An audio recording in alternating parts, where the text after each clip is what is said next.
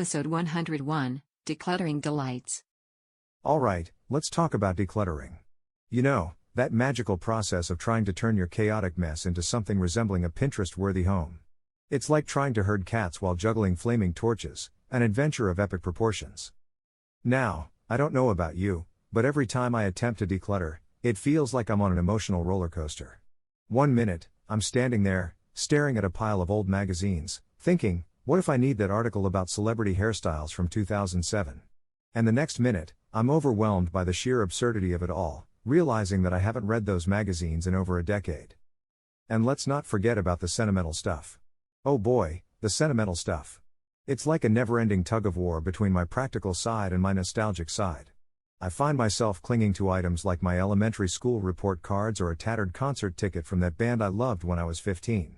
And I know deep down that I'll probably never look at them again, but what if I suddenly have an intense desire to reminisce about my multiplication tables or that catchy song from my angst-filled teenage years? Decluttering also brings out my inner archaeologist. It's like I'm uncovering artifacts from my own life. Ah, here's the lost remote control from 2008. And look, buried beneath a pile of mismatched socks, I've discovered the long-lost city of Tupperware. It's fascinating, really. I should probably call the Discovery Channel and pitch them a new show called Clutter Hunters. But hey, despite the challenges and the emotional turmoil, there's a certain satisfaction in decluttering. It's like a breath of fresh air, a weight lifted off your shoulders, and an invitation for your friends to actually visit without fearing for their lives. And let's not forget the joy of discovering things you forgot you even owned. It's like receiving a surprise gift from your past self, except it's probably a broken blender or a questionable fashion choice. So, my fellow clutter warriors, as we embark on our decluttering journeys, let's embrace the humor in our futile attempts to organize the chaos. Let's laugh at the absurdity of our attachment to random objects and relish the moments of triumph when we finally conquer that mountain of stuff. And if all else fails, well, there's always the option of closing the door and pretending the mess doesn't exist. Just don't let any guests open that door, okay? Trust me, it's not a pretty sight. Thank you, folks. I'll be here all night. Remember, decluttering may be a challenge, but hey, at least it gives us material for stand-up comedy.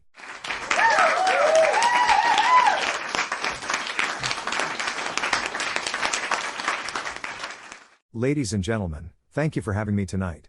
You know, they say laughter is the best medicine, but have you ever tried decluttering? That's a whole new level of therapy right there. It's like going to a comedy club, except instead of a 2-drink minimum, it's a 50-item minimum before you're allowed to call yourself a minimalist. I recently decided to declutter my life, and let me tell you, it's an adventure. You start off all motivated, channeling your inner Marie Kondo, and you're like, I'm going to conquer this clutter. I'll be a Zen master in no time. But then you open that closet, and it's like the archaeology of your past bad decisions staring back at you. And the things we hold on to, oh boy. I found a stack of old magazines from the 90s. You know, just in case I ever need to go back in time and catch up on the latest Spice Girls news. And don't even get me started on that miscellaneous drawer. That thing is a black hole of random cables, pens that ran out of ink, and buttons from clothes I don't even own anymore. It's like a little museum of lost accessories. But the real humor lies in the sentimental items, doesn't it? You come across a tattered ticket stub from a concert you went to 10 years ago, and suddenly you're reliving the whole experience. Ah, that was such a great show. I remember thinking, I should keep this ticket as a memento. Little did I know, it would end up in a box with expired coupons and a half-used roll of tape. And then there are the things we keep because we might need them someday. We all have that one drawer or cabinet where we hoard things like rubber bands, twist ties, and take-out condiments.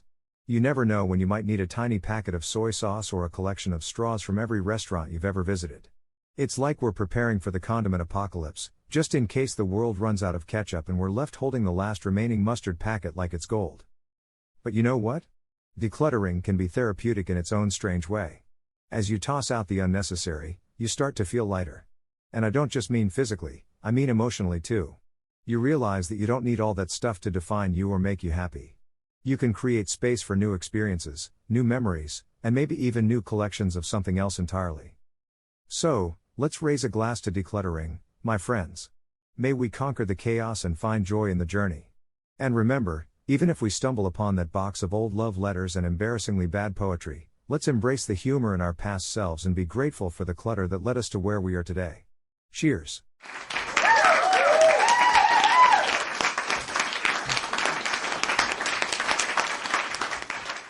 Ladies and gentlemen, give it up for the master of mess, the sultan of stuff, and the connoisseur of clutter.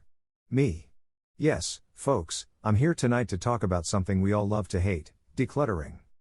Now, decluttering is that magical process where we take a good, hard look at our lives and say, why on earth do I have 3 spatulas when I can only flip one pancake at a time? It's like trying to tame a wild beast, but instead of a lion, it's a pile of old t-shirts you haven't worn since high school. And let me tell you, there's nothing more entertaining than watching someone attempt to declutter. We start with the best intentions, armed with trash bags and determination, ready to conquer the chaos. But then, oh boy, we stumble upon that one item that triggers a memory, a tiny trinket from a vacation you took years ago, or worse, an old love letter that makes you cringe. Suddenly, you find yourself in a nostalgia-induced time warp, spending hours reminiscing about the past. You become a philosopher, pondering the meaning of life and whether or not you should keep that broken toaster just in case toasters become trendy again. And let's not forget the genius ideas we have while decluttering. It's like our brain goes into overdrive, inventing bizarre scenarios for every item we encounter. This broken pencil sharpener could totally be repurposed into a unique piece of modern art. But the real challenge of decluttering comes when you try to involve your significant other. You find yourself in a heated debate about the sentimental value of a chipped coffee mug. But honey, we got that mug on our first date. And your partner responds, yeah, and we haven't used it since our first date.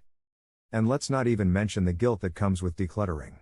We look at an item we haven't used in ages and think, oh, I might need that someday. But here's the truth, my friends, that day never comes. That day is like a mirage in the desert of possessions, forever elusive. But despite all the humorous struggles of decluttering, there is a silver lining. Because once you conquer the chaos, you feel a sense of liberation. You can actually find things in your home without engaging in a full-blown archaeological expedition. It's like a breath of fresh air, a weight lifted off your shoulders. So, my fellow clutter warriors, embrace the humor in decluttering. Laugh at yourself as you hold a pair of jeans you haven't fit into since college and ask, what was I thinking? And remember, it's not just about getting rid of stuff, it's about creating space for new adventures, new memories, and maybe, just maybe, a little less chaos in our lives. Thank you, and remember to laugh in the face of clutter.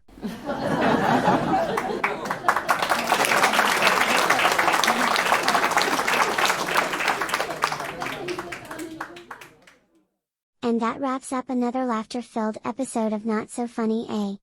If you enjoyed the jokes generated by our AI algorithms, don't forget to hit that subscribe button and join our comedy-loving community.